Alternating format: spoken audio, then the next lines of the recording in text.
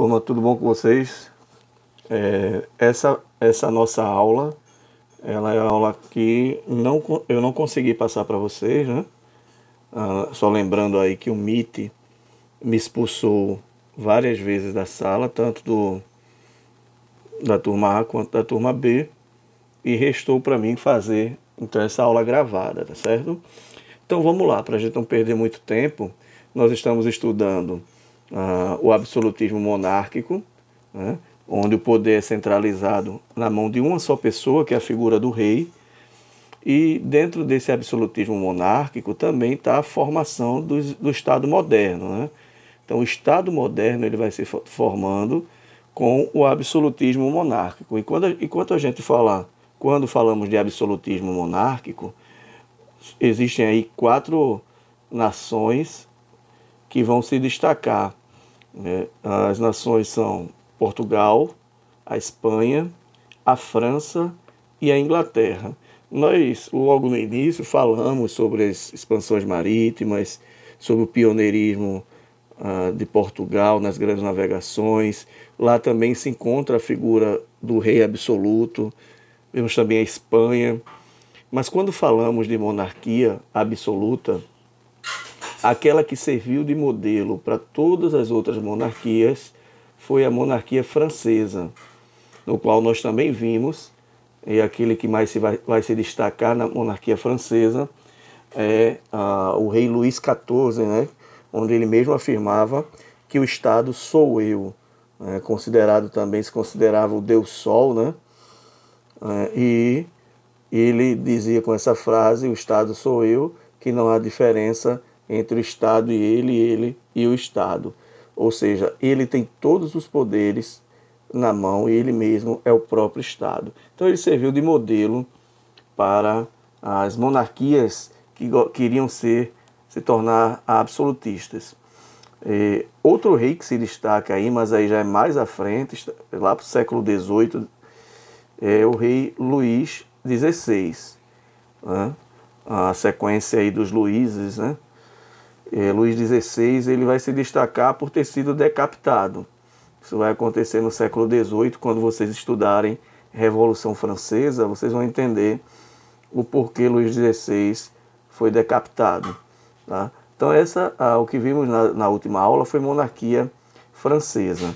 Hoje nós vamos estudar a monarquia inglesa, certo? E só deixando bem claro que a monarquia inglesa ela é uma monarquia diferenciada, né? Porque não é uma monarquia absolutista. O principal objetivo e busca da monarquia inglesa era uma monarquia parlamentarista, onde o rei não tinha todos os poderes absolutos em suas mãos, ou seja, o rei não tinha o poder executivo, legislativo e judiciário em suas mãos. Ele tinha o poder executivo, mas havia também um parlamento que decidia junto com ele as melhores decisões.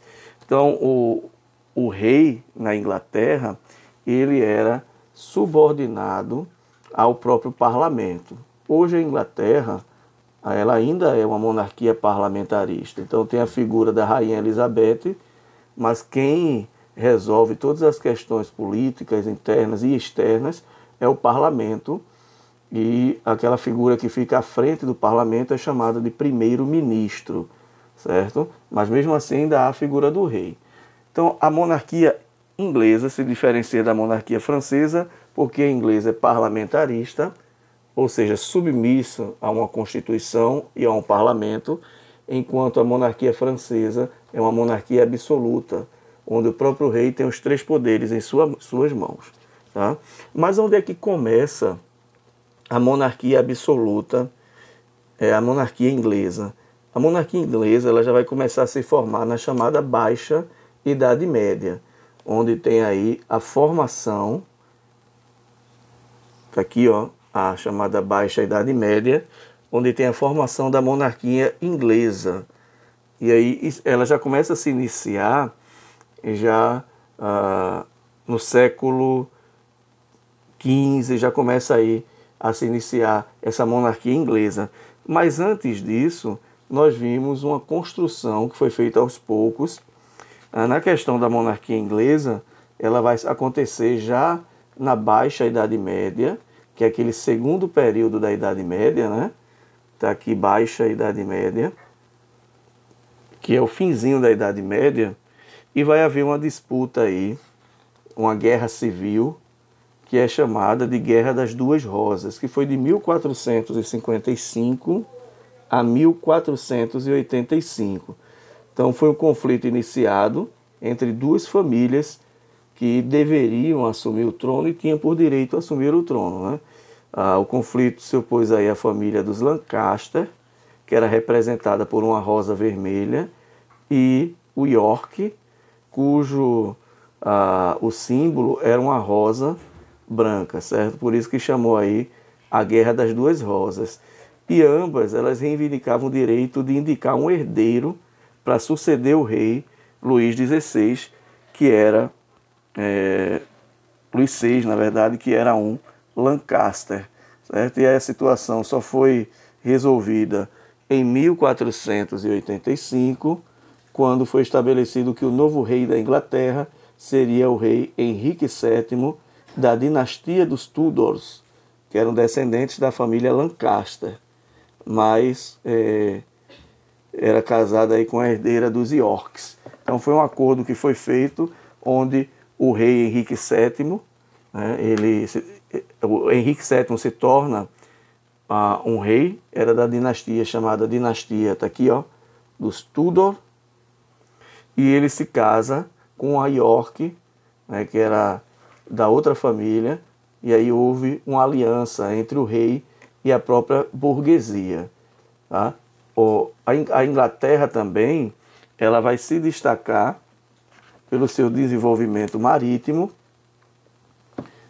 e vai haver uma sucessão de tronos, né? Deixa eu só passar essa aqui. Isso aqui foram algumas coisas que aconteceram, como o mercantilismo, a reforma anglicana. O mercantilismo vocês vão ver comigo no próximo capítulo.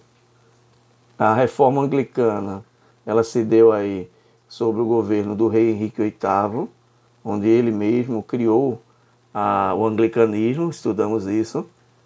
Os cercamentos dos campos também, que gerou um êxodo rural, e um parlamento que resiste ao absolutismo. Então, para entender isso melhor, deixa eu só passar aqui.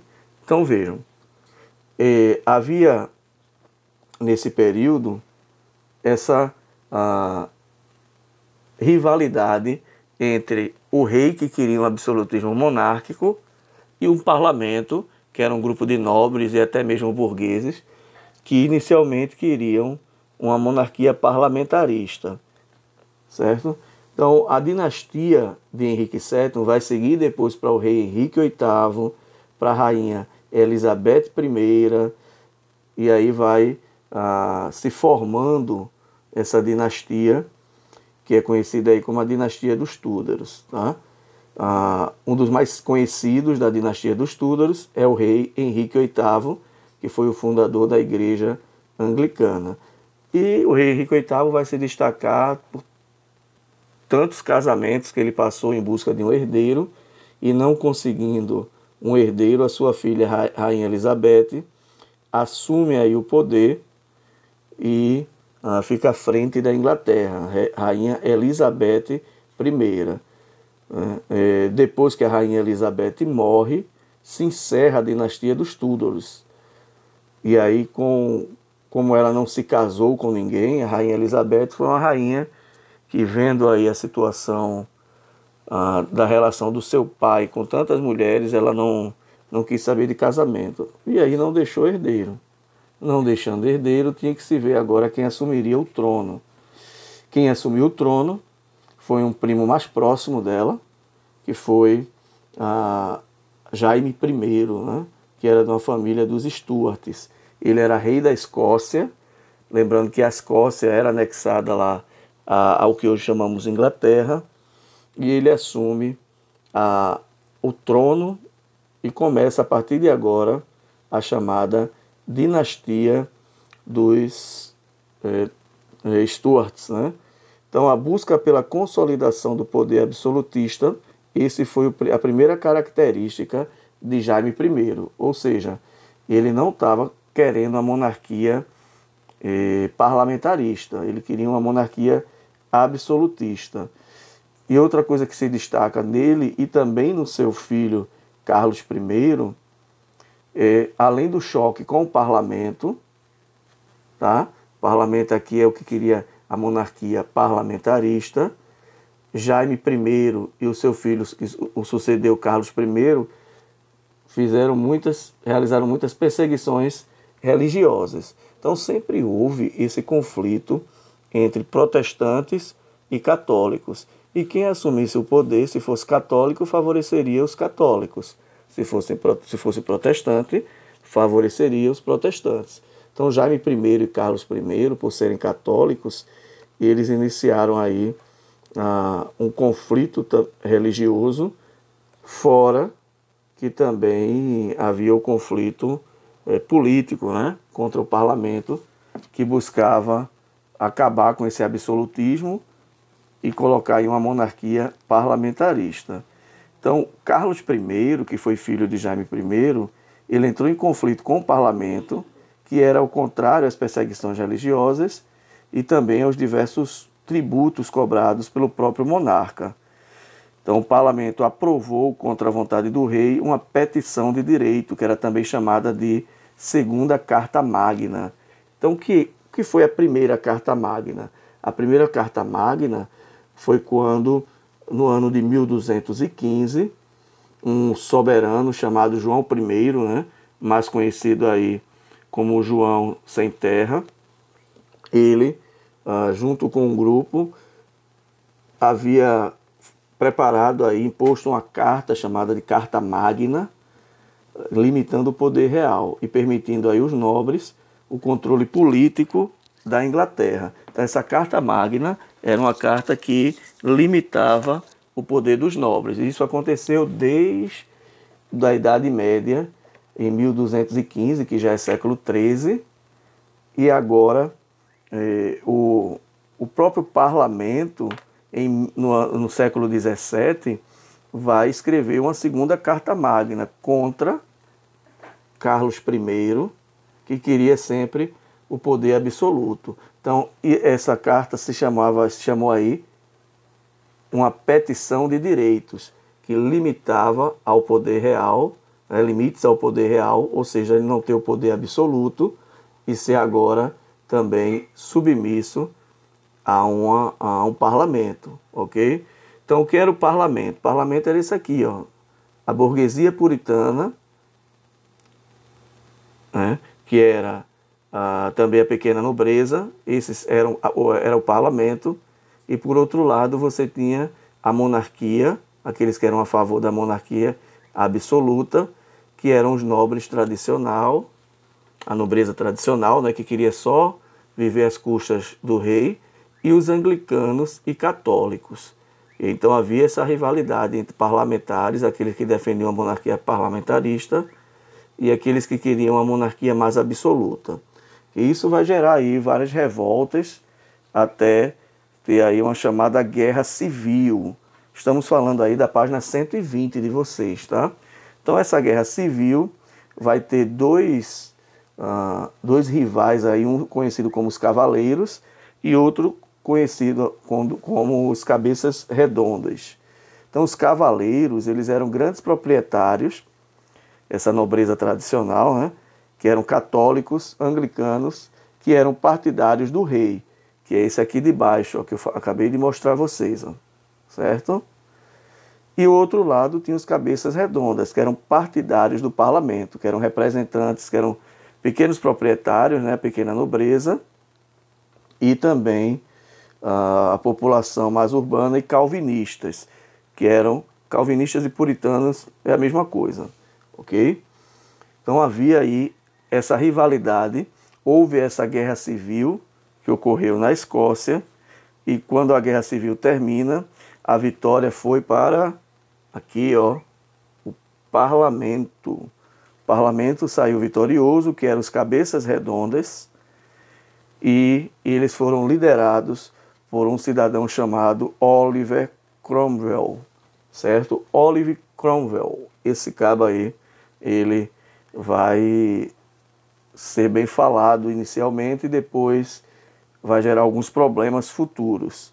Então o que que acontece? Quando a monarquia é derrotada, esse aqui, ó, deixa eu marcar de novo aqui, que eram os cavaleiros, esse cidadão aqui, Carlos I, ele foi executado no ano de 1649. Esse cidadão que queria a monarquia absoluta, que era o rei monarca, né, absoluto, foi executado. E por fim, o que que vai acontecer? O parlamento, que eram os cabeças redondas, eles vão criar, a partir daí, terminar esse período da monarquia e iniciar agora deixa eu ver se eu escrevo aqui, vou botar uma separada aqui, pública, certo?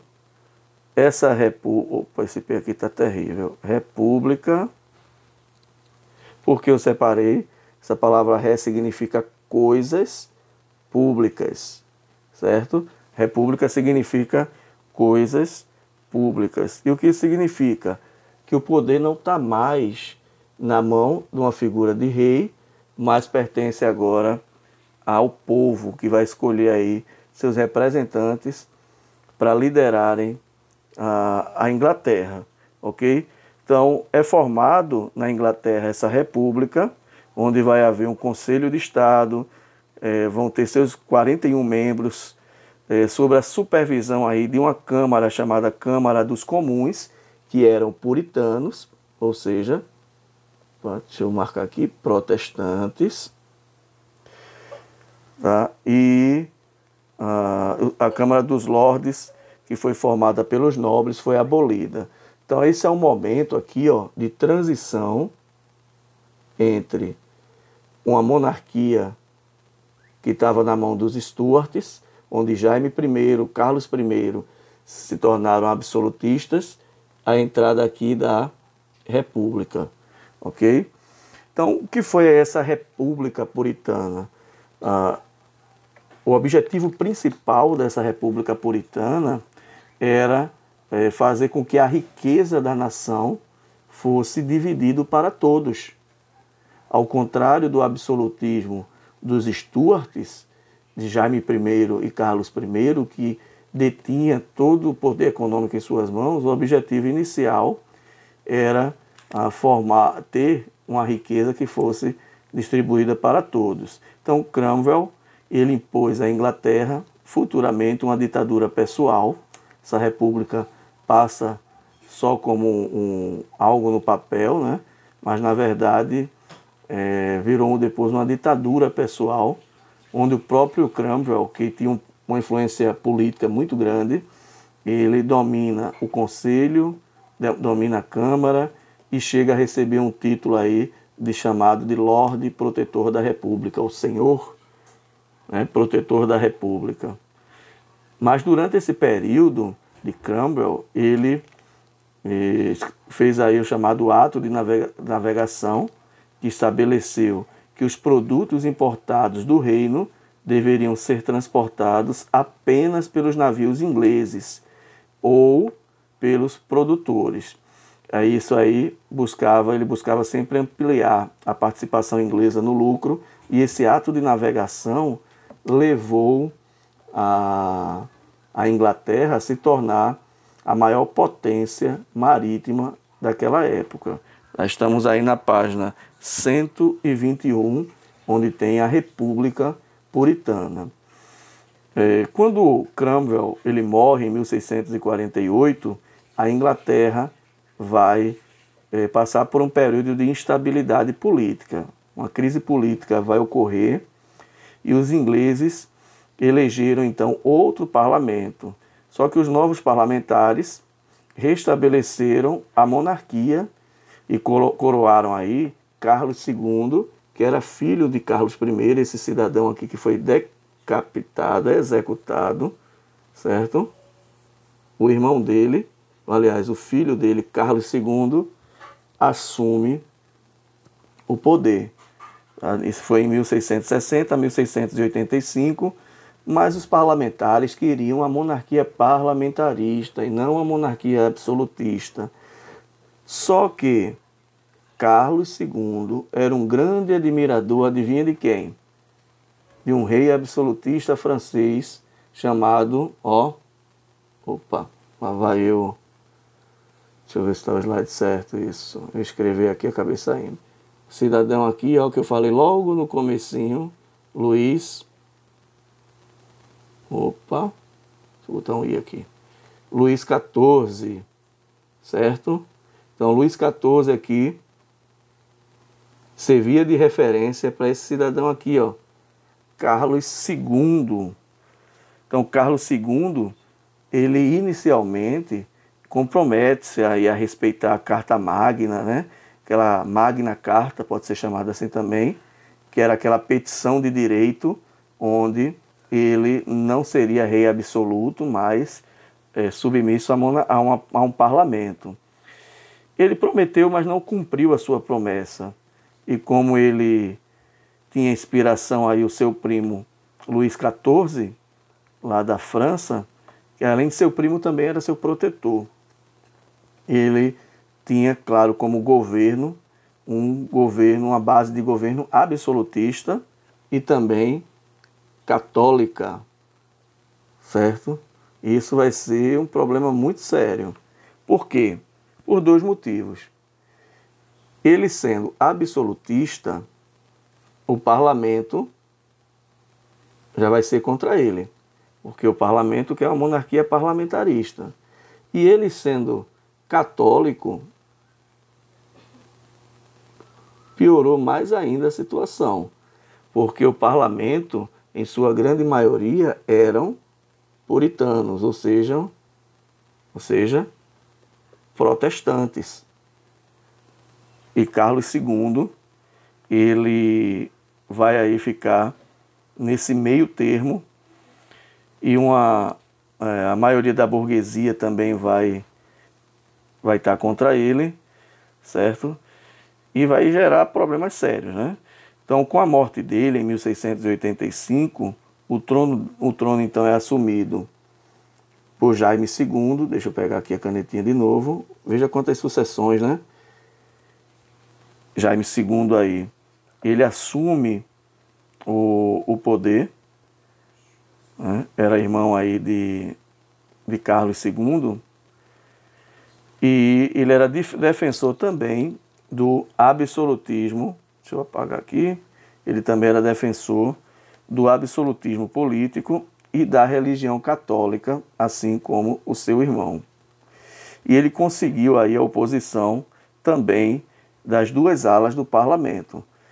Ok? Então a situação para esses dois reis, Carlos II e Jaime I, não foi muito boa, devido ao seu posicionamento político absolutista e as suas perseguições contra os protestantes. E, enfim, em 1688, os dois lados aí se juntaram, tanto a burguesia puritana como a pequena nobreza, que era até mesmo católica, mas que não queria um rei absolutista no poder.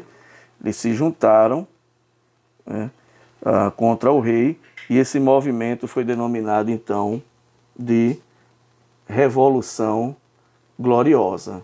Okay? Aqui é só um resumo um pouco do que a gente falou: os cavaleiros do rei, os cabeças redondas, a vitória da burguesia puritana sobre o governo de Oliver Cromwell, a execução de Carlos I, a instauração da República.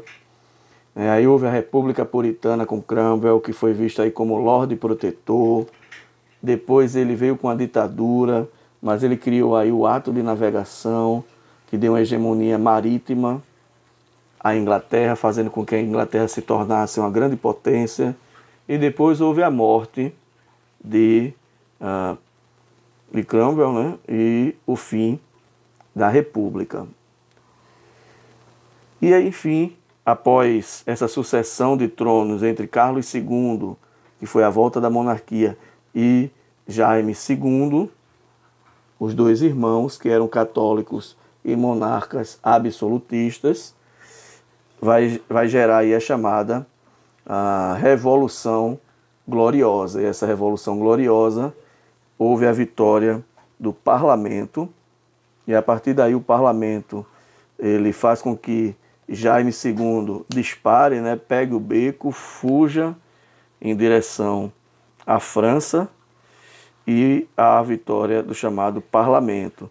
E quando o parlamento vence, quem assume o poder é Guilherme III, também conhecido como Guilherme de Orange, que era protestante e era casado com a filha mais velha de quem? De Jaime II, o rei absolutista.